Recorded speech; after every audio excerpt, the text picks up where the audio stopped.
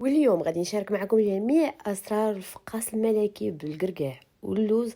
كيجي لذيذ بدون تشققات بدون اي كسور، مع جميع اسرار النجاح ديالو. يكفي انكم تتبعوا جميع النصائح اللي غنعطيكم في الفيديو. في واحد القصريه غادي نحتاج 3 البيضات يكونوا من الحجم الكبير. الا عندكم بيض صغير غديروا 4 البيضات يكونوا درجه حراره المطبخ. غنزيد كيس سكر فانيليا، نص معلقه صغيره ملح، كاس سكر سنيده، وغادي نخلط كلشي مزيان. بالنسبه للكاس المستعمل هو الكاس العنبه. نخلط كلشي مزيان وغادي نضيف نص كاس الحليب. الافضل يكون الحليب بدرجه حراره المطبخ. ونخلط نص كاس زيت وربع كاس ديال الزبده مذوبه، اي نوع كتفضلوه، والافضل ديروا نوع حيواني باش تجي المذاق زوين في الفقاس. غادي نخلط كلشي مزيان هكا. فيما نضيف شي عنصر نخلط، وغادي نضيف هنا معلقه صغيره سكنجبير ومعلقه صغيره ديال القرفه وجوج معالق كبار ديال المزهر. كيعطيو واحد النكهه رائعه في هذا الفقاس. صافي غادي نضيف الدقيق الابيض يكون خاص بالحلويات، يكون مغربل، وخماره ونص الحلويات ما يعادل مجموع 12 غرام. بالنسبه للدقيق الابيض غنبقاو نضيفوه ونخلطوه على حساب الحجم البيض اللي درتو، على حساب الدقيق ديالكم واش كيتشرب ولا لا.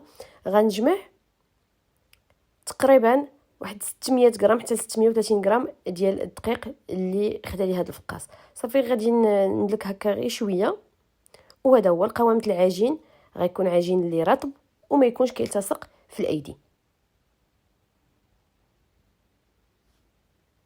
هذا هو القوام. غادي نقسم العجين القسمين كرتين مباشره في سطح العمل مرشوش بالدقيق. الكره اللي غنحتفظ بها غادي نغطيها بلاستيكه باش ما تنشفش. هنا غادي ناخذ بيضه كامله مع معلقه صغيره ديال القهوه سريعه الذوبان ونخلط مزيان هكا. هذا الخليط هو باش غادي ندهنوا الفقاس وباش غنديروا بيه بزاف د الحوايج.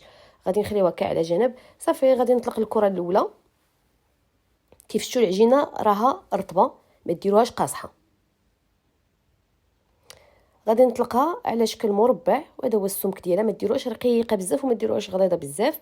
غادي ناخذ شويه من داك الخليط ديال البيض والقهوه سريعه الذوبان وغادي ندهن به هكا العجينه ديالي. وغادي نجيب مكسرات، جبت هنا القرقاع، غادي نقادوه نستفوه. وهاد الفراغات غادي ندير فيهم اللوز. ممكن تستعملوا اي نوع مكسرات عندكم متوفر، ممكن ديروا لاكاجو الا عندكم حتى هو كيدار. صافي غادي نعمر هذوك الفراغات باللوز.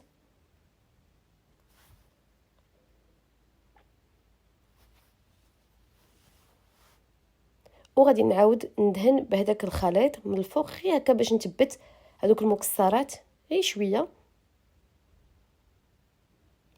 ومن بعد غادي نبدا نطويو هكا بهذه الطريقه.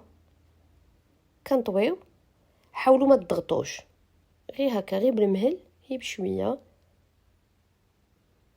تيشرب الفقاس ديالنا كله عامر مكسرات بشويه باش ما تقطعش لنا حتى العجين. صافي غادي نجمعها هكا وغادي نحاول نقادها غير بيديا.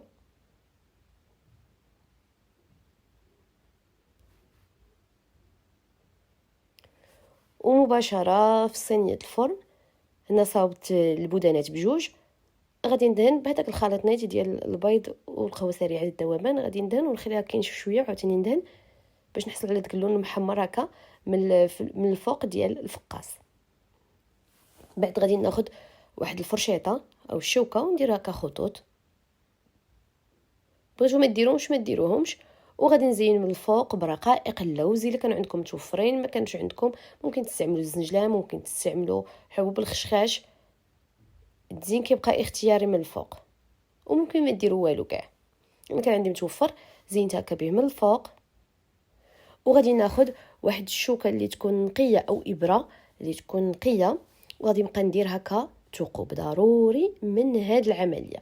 غنبقى ندير ثقوب هكا من الفوق، من الوسط، من الجوانب هكا. نتقبوا مزيان هذاك الفقاس او لي بودان وندخلوه من الفرن على درجه حراره 140 150 درجه ومره مره نبقاو نحلوا عليهم الباب ديال الفران هكا باش ما يتشقوش لنا. تقريبا خدات مني واحد 45 دقيقه ديال الطياب. صافي هنا من بعد ما خرجتهم مباشره غادي نلفهم هكا في شي بلاستيك ولا بلاستيك غذائي، نلفهم مزيان مزيان مزيان مزيان ونغطيوهم. حاولوا ما يعني غنديروا لهم لفه اللي ما يدخل لهمش البرد نهائيا، ونغطيوهم بمنديل ونخليهم حتى يبردوا تماما ليله كامله. الا درتوهم في الصباح ممكن تخليوهم حتى الليل وطيبوهم. غنخليهم هنا ليله كامله، من بعد غنزول لهم هذاك البلاستيك وغادي ناخذ واحد السكين اللي يكون حاد ضروري، شي موس اللي يكون عندكم خاص غير بالفقاس. صافي غادي نبدا نقطع كيف شفتوا، ما كاين حتى تكسرت حتى حبه ما ضاعت ليا من الفقاس. غادي نقطع هكا السمك نتوما اللي كتحكموا فيه، واش كتبغيو الفقاس ديالكم يكون رقيق ولا متوسط ولا غليظ. ونستفهم هكا كيف شفتوا المكسرات هما تيتقطعوا بكل سهوله، يعني ما فزقنا لا لوز لا والو.